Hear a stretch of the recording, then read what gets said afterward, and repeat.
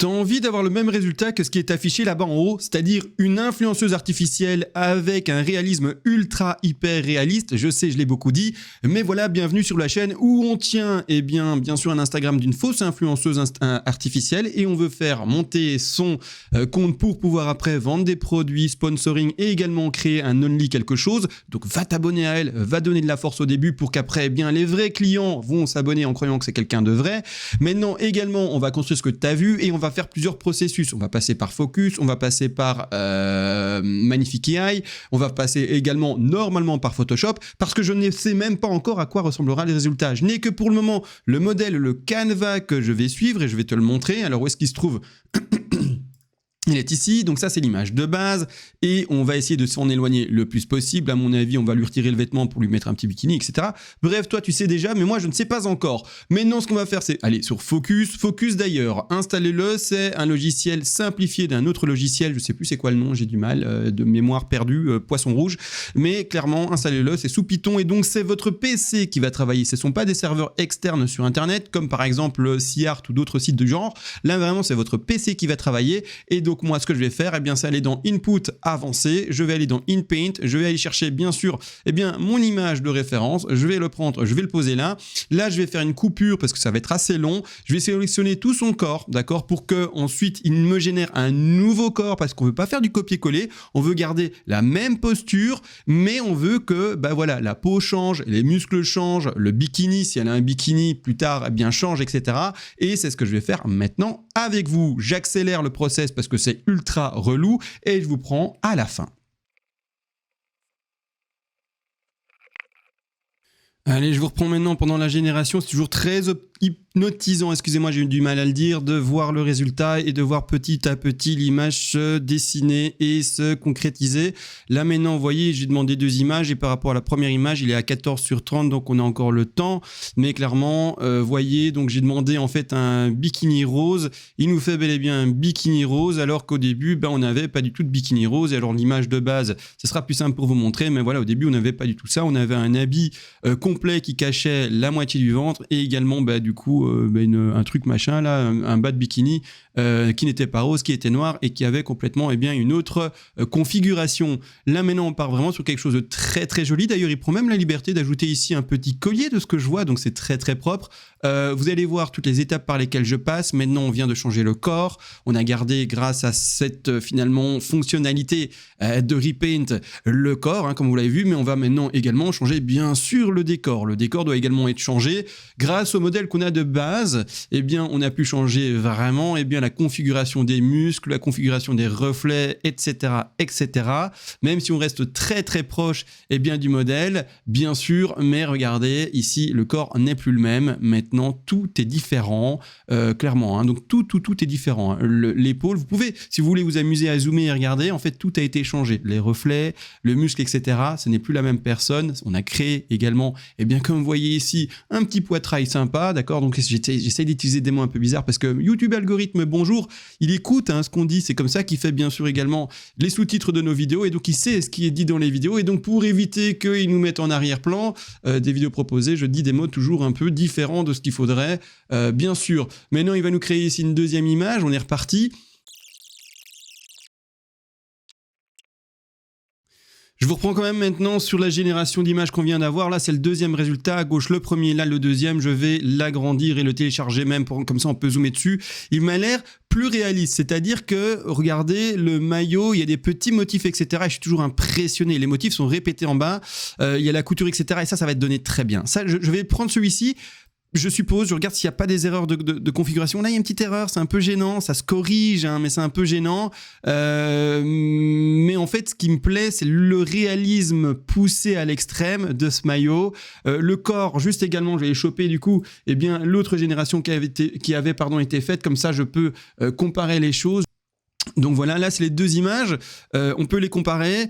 À vous de faire votre choix le jour où vous ferez votre propre influenceuse, mais donc là il avait pris la liberté de prendre et de mettre ici un collier, mais on peut l'effacer parce qu'il n'est pas bien complété, ou on peut le compléter aussi, mais allez, le mieux c'est Ah là là, c'est difficile. Il y a des reflets plus jolis sur son corps ici, hein. Elle est beaucoup plus mise en avant. Je vais prendre celui de gauche, d'accord? Comme ça, on va bien s'amuser après à upscaler également les détails qu'on retrouve ici sur son maillot. On va prendre celui de gauche. Celui-ci à droite, je vais prendre la liberté du coup de le supprimer. Je vous reprends dans quelques secondes. Voilà, donc j'ai choisi mon petite image, je l'ai placée, de nouveau même rebelote, c'est-à-dire que je vais de nouveau maintenant dessiner tout le contour, puis écrire dans le prompt Beach Club et puis lancer la génération. Allez, je vous reprends parce que c'est amusant. Il m'a fait 2 résultats, un premier qui est vraiment pas satisfaisant, derrière ça fait pas beau du tout, etc. Mais là, en fait, je vous reprends parce qu'il est en train de me faire la génération et c'est amusant parce qu'il me crée des personnages derrière. Clairement, j'ai envie de voir le résultat de la génération de cette image avec vous. Je vais être très curieux. Les mains, je suis quasiment sûr qu'il va nous faire des trucs chelous, etc. C'est un test juste pour voir ce qu'il va nous donner, mais je suis quasi sûr que, bien sûr, on ne va pas garder cette génération ou ces 2 générations-là. De votre côté, je vous invite à faire plus de générations, bien sûr, encore et toujours. Moi, de mon côté, pour YouTube, je vous montre que quelques générations, mais clairement, je vais pas m'arrêter sur ces 2-là, je suis quasiment sûr. Mais non, mea culpa, si clairement il arrive à générer des beaux visages et des belles mains, alors là, je suis le premier à m'excuser et finalement, c'est vrai que je sous-estime peut-être cette intelligence artificielle, mais je serais quand même étonné. Alors, on y est bientôt, encore quelques secondes d'attente et on verra, et on va pouvoir directement aller vite, voir les mains, à quoi ça ressemble. Alors, par les mains de notre modèle, elles sont parfaites, hein, quasiment, je pense, hein. Et on va vite aller voir la main de ce monsieur-là, là, ici également, et voir le visage qui nous est donné. Alors, c'est pas mal, en fait, parce que l'idée ici... En vrai, ça va. Alors, on va la réutiliser. En fait, cette image, je pensais vraiment pas. Je suis mauvaise langue. Mais pourquoi est-ce que ça va? Mais parce qu'en fait, premièrement, les mains sont bien faites, mais il est resté flou. Donc, il met un focus en fait sur le modèle et derrière, il reste flou. Et c'est vrai que le thème Beach Club, il y a des gens. C'est vrai. Il m'a généré des gens. En plus, il m'a généré ici, on le voit, des beaux gosses et une belle gosse. Donc, il y a vraiment rien à dire. Je vais le garder. C'était pas l'idée que j'avais d'un Beach Club personnellement. Je vais modifier les 2-3 erreurs. Ici, on voit qu'il y a un petit focus de mal fait, etc. Je vais passer, à mon avis, pour le faire sur Photoshop. Ou peut-être pas obligatoire. Allez, je vais pas. Il a un petit bidou look quand même, c'est un peu dommage. Il faut un peu faire de sport. Mais je vais passer sur Photoshop à mon avis pour régler les 2-3 petits soucis. Et ensuite, on va pouvoir ensuite aller sur le programme d'Upscale parce que pour le moment, elle fait pas du tout réaliste. Et également juste avant, je vais faire quand même aussi un face swap. Donc je vous garde avec moi. On va aller faire le face swap. Je vais ensuite maintenant tout simplement de nouveau sur Discord, aller sur le programme de face swap, lui dire que je vais faire un face swap. Je choisis ici la commande. Je prends mon image, je vais ensuite mettre j'espère qu'il va pas me faire swap tout quoi, d'accord? Je veux qu'il me fait swap quand même la personne principale et qu'on se retrouve pas avec 4 clones et 4 face swap qui sont faits, parce qu'ils sont 1, 2, 3, 4 à l'image, ce serait un peu dommage. Alors cool, il y est arrivé, ne vous inquiétez pas, pour le moment ça fait pas très crédible, on va passer comme je vous l'ai dit encore par un programme après qui va rendre la chose hyper crédible. Donc là on est content, c'est fait, c'est réglé, c'est réussi, je vais maintenant enregistrer cette image à nouveau, je vais la nommer 0.2, c'est très bien, 0.2 ici. Hop, je la nomme 0.2. Ensuite, maintenant, ce qu'on doit faire, c'est aller sur Photoshop. Voilà, on se retrouve, comme je vous ai dit, sur Photoshop. Je vais supprimer 2-3 choses, rendre un peu les choses plus lisses, corriger 2-3 petits trucs à l'écran et je vous reprends après. Je vous reprends maintenant. Qu'est-ce que je suis en train de faire? Je suis en train de faire des remplissages génératifs avec l'intelligence artificielle de Photoshop. Et en fait, là, j'espère tout simplement lisser le bras, etc. pour qu'il n'y ait pas cette espèce de transition. Bien sûr, là, on arrive. Il me proposera différents résultats et je prendrai le résultat qui me plaît le plus. Je vais juste regarder avec et sans calque. Avec et sans calque. Voilà, vous voyez, ça corrige ça. Mais non, là, le résultat est semi-satisfaisant, mais je vous l'ai dit, il faut rester jusqu'au bout, vous verrez tout simplement que on va encore corriger ça avec un autre logiciel. Ici, un petit problème, je sais pas comment il va corriger ça, j'avoue. Là, j'avoue, je sais pas du tout, donc on est très curieux. Là, je vous garde avec moi parce que comment il va corriger ça? Alors là, si jamais il y a un problème à ce niveau-là et qu'on n'y arrive quand même pas, c'est un micro-détail, mais quand même, dézoomons un peu.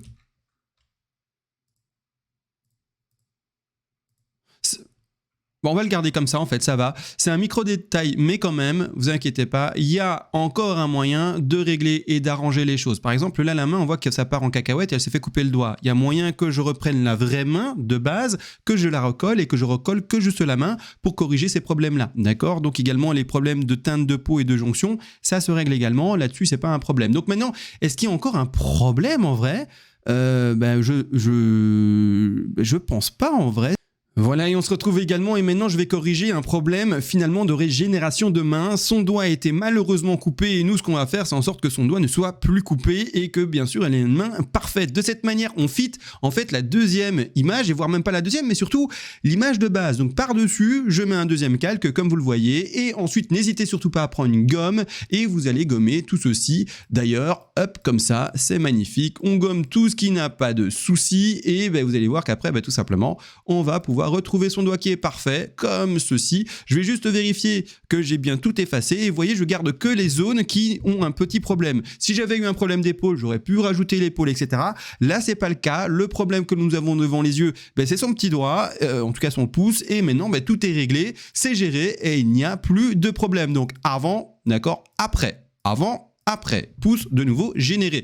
On se retrouve maintenant sur une image qui est parfaite, donc c'est-à-dire que je vais l'exporter et enfin aller sur le dernier des petits détails, c'est-à-dire rendre d'ailleurs ce visage réaliste, parce que pour le moment, il a l'air un peu plat, un peu fade, en fait, il n'a pas d'expression, le pauvre. Donc, on va maintenant faire ça ensemble et c'est let's go.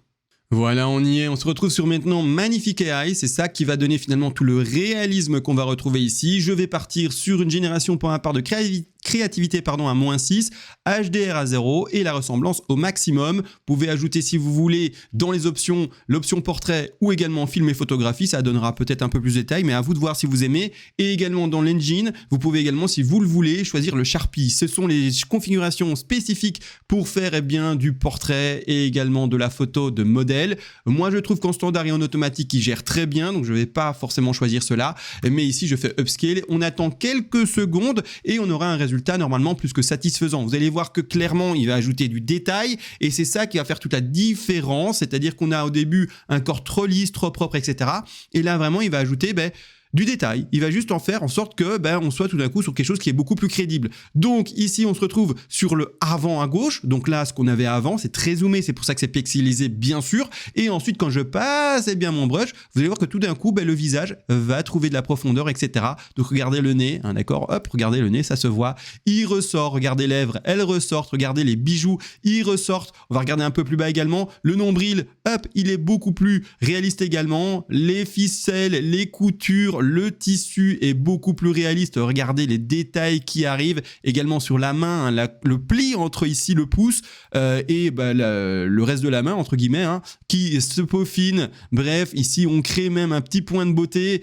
Tout est vraiment... L'ongle ici qui reprend sa couleur rose, également de vernis, je suppose. On peut regarder également tout ce qui est broderie. Regardez la broderie. Là, ici, elle est plutôt flou, mais là, boum, on passe et la broderie, tout simplement se dessine et se peaufine. Et c'est comme ça qu'on arrive à avoir un résultat réellement propre et réaliste. Regardez également les cheveux, tout d'un coup se lissent, ont l'air beaucoup plus mouillés, ont l'air beaucoup plus crédibles. On est vraiment sur quelque chose de magnifique. Je l'upload maintenant pour vous montrer bien sûr le résultat, non pas en zoomé de fou, comme ça vous le voyez correctement quand même. Mais voilà, on arrive sur ceci. Seul petit bémol encore que je peux lui ajouter, c'est que parfois il pixelise un tout petit peu trop certaines zones, par exemple l'œil. On est ici sur une chaîne où on voit d'ailleurs la génération et l'évolution des technologies. Je suppose que d'ici quelques mois, 1 an, ça sera corrigé, mais pour le moment, on fait avec ce qu'il nous donne et voici le résultat que je vais poster sur Instagram. J'insiste, allez vous abonner à Lali Melissa, ça va lui donner de la force, ça va par après bien simplement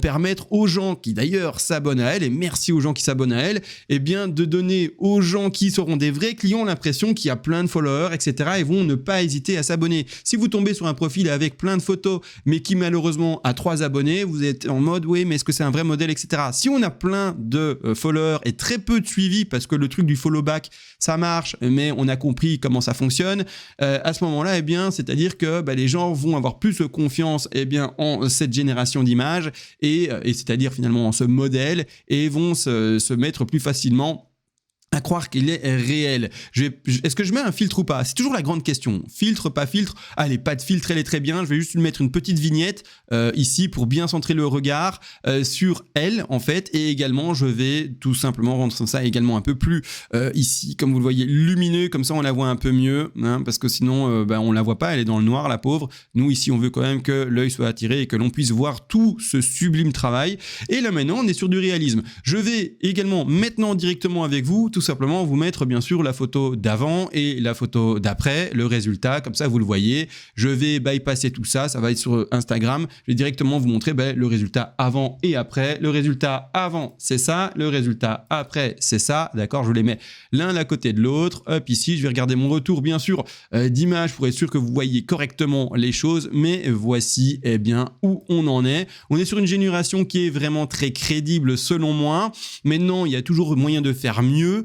Mais voilà, il faut attendre un tout petit peu. Il y a également les techniques qui se peaufinent. J'apprends avec vous parce qu'ici, je ne suis pas en tant que professeur, mais je suis en tant qu'expérimentaliste, un peu comme un assistant dans un laboratoire. Je cherche, etc. Et je vous montre ce que j'apprends. Et j'apprends heureusement assez rapidement. Il suffit de regarder mes résultats d'il y a 2 semaines, même pas. Et les résultats que j'arrive à avoir maintenant, clairement, on est sur quelque chose d'assez propre. Également, certains vont me dire, mais pourquoi tu passes pas par tel ou tel logiciel? Dites-le moi d'ailleurs parce qu'ils sont peut-être très intéressants, mais il y a une chose est sûre, et toujours le logiciel dont j'ai oublié le nom, hein, c'est pas grave, mais je reviendrai un de ces jours dessus.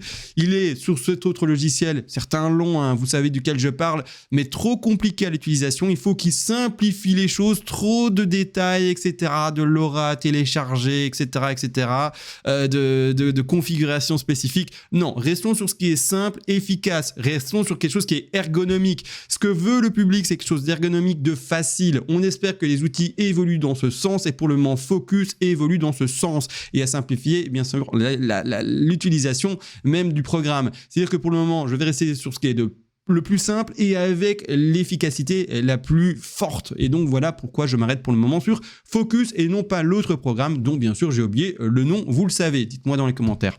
C'est grave, ma mémoire de poisson rouge est pas bonne. Bref, on se retrouve à demain sur la prochaine génération, on verra si j'ai trouvé d'autres astuces, etc. Mais ça c'est pour demain. Allez, ciao les gars.